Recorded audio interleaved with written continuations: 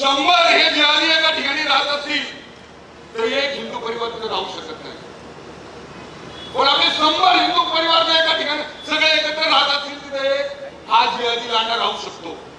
आव्हान आहे, सांगा आहे, आज इथं या आणि या 2 त्रिमुखीला बघा आणि सांगा सर्व धर्म समभाव कुठे आहे, सांगा सर्व धर्म समभाव कुठे आहे. ज्या सेक्युलरिटीला घेऊन फिरताय, ज्या सर्व धर्म समभाव म्हणताय, त्या सगळ्यांना माझं सांगणं आहे, ज्या प्रकारे या 2 बारीक मुलांवरची परिस्थिती आली तीच परिस्थिती तुमच्या परिवारावर आली असती तर तुम्ही सर्व धर्म समभाव म्हटले असता का? तुम्हाला फक्त मताचं राजकारण करायचं आहे, तुम्हाला फक्त त्यांच्या आमच्या हिंदू धर्मामध्ये फूट पाडून विष घालून तुम्हाला त्यांचं मतदान घ्यायचं आहे. जाहीरपणे आम्ही सगळ्यांना सांगत असतो, या जिहादी लांड्यांचं मतदान बिलकुल आम्हाला मिळालं नको. ज्या लांड्यांचे नजर, त्या लांड्यांच्या मनात आता पापी जाग्यावर तोडून टाकायची ताकद इथं बसलेल्या सगळ्या हिंदू धर्माच्या संघटना कार्यकर्त्यांना आहे. मी आणि मी त्याला सांगू इच्छितो, या परिसरामध्ये सांगली आणि या पंचकोशीमध्ये जिथं जिथे यांचे व्यवसाय चालू आहेत याच्यावर बहिष्कार टाका, त्यांच्याकडे काही खरेदी करू नका, त्यांच्याकडे काही खरेदी करू नका. याची ताकद वाढते.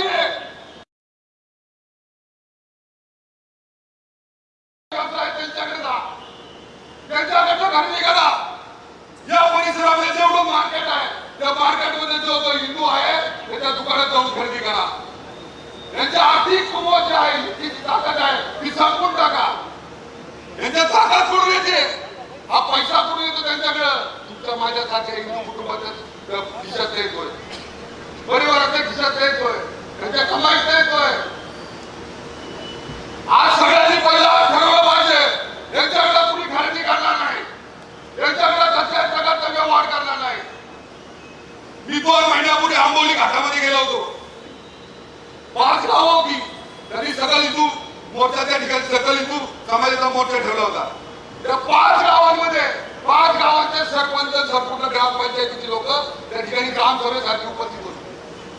त्या 5 गावाच्या सरपंचांनी ठराव केला, आमच्या 5 गावाची 1 इंच सुद्धा जागा या लांड्यांना देणार नाही, अशा प्रकारचा ठराव केला. करण्यामागचं कारण काय? करण्यामागचं कारण काय? आजूबाजूच्या गावांमध्ये झालेली परिस्थिती त्यांनी पाहिली. आजूबाजूमध्ये आपल्या या गावांमध्ये असुरक्षित असलेल्या हिंदू महिला पाहिल्या, हिंदू महिलांवर होणारे अत्याचार पाहिले, हिंदू कुटुंबावर होणारे अत्याचार पाहिले. आणि त्या 5 गावांनी ठराव केला, आमच्या गावातील 1 इंच सुद्धा जागा या जिहादी लांड्यांना देणार नाही. अशा प्रकारची भूमिका आपल्या प्रत्येकाच्या मनात असली पाहिजे. तर आणि तरच आपण इथून पुढच्या काळामध्ये या सगळ्यांना आणू शकतो.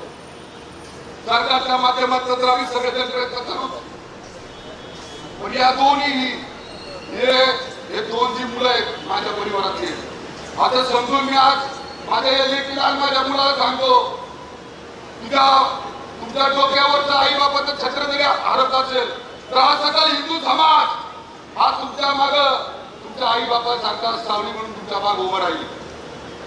कुठल्याही कठीण परिस्थितीमध्ये आम्ही सर्वजण तुमच्या बरोबर आहोत.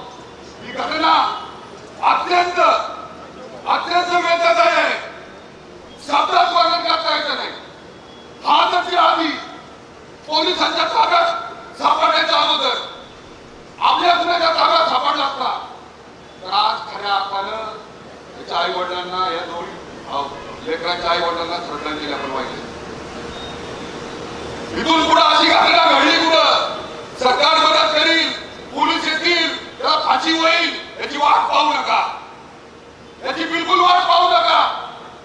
हातात सापडला तर तोडून टाका. परत कुणाची ताकद झाली नाही पाहिजे. माझा शेजारी घर घ्यायचं नाही म्हणून ती जबरदस्ती करत होता, 8 महिने तो आपल्या कुटुंबाला त्रास देत होता, अशी पुढे ती ताकदच झाली नाही पाहिजे. मी आज या निमित्तानं या परिवाराच्या या दुःखात मी, माझा परिवार, सगळे हिंदू समाज आम्ही सगळेजण सहभागी आहोत. इथून पुढच्या काळामध्ये या महाराष्ट्रामध्ये कुठेही अशा प्रकारचा कुणीही या जिहादी लांड्यांनी आपल्या हिंदू धर्माच्या कुठल्याही घटकावर अशा प्रकारचा अन्याय केला तर त्या ठिकाणी पूर्ण शास्त्रीय लढाई उपस्थित जाणार आणि त्या कुटुंबाला न्याय देण्याची भूमिका ही माझी आणि आपल्या सगळ्यांची असणार। या निमित्तानं या सकल हिंदू समाज मोर्चाच्या माध्यमातून आज सरकारकडे जी आपली मागणी आहे ती मागणीचा पाठपुरावा करण्याचा शब्द विश्वास या निमित्तानं देतो। या देशा कुटुंबाच्या माध्यमातून त्या कुटुंबातल्या माझ्या बहिणीला आणि त्या मुलांच्या वडिलांना जे काही त्यांच्या हत्या झाली ती दुर्दैवी हत्या मनातून न जाणारी वेदनादायी, पण त्याचा एक नक्कीच संपूर्ण हिंदू समाज हा त्यात एक शिकवण घेईल आणि पुढल्या काळामध्ये अशी घटना आपल्या परिसरात घडणार नाही त्याच्याकरता पूर्ण ताकदीने या ठिकाणी आपण सगळेजण पूर्ण तयारी करू अशा संदर्भातला विश्वास व्यक्त करतो आणि या ठिकाणी आपल्या सगळ्यांची रजा घेतो। जय हिंद, जय महाराष्ट्र। पुणे तसेच पिंपरी चिंचवड परिसरातील महत्त्वाच्या बातम्या पाहण्यासाठी आजच आमच्या डिजिटल PCMC न्यूज चॅनलला सबस्क्राईब करा आणि बेल आयकॉन प्रेस करा।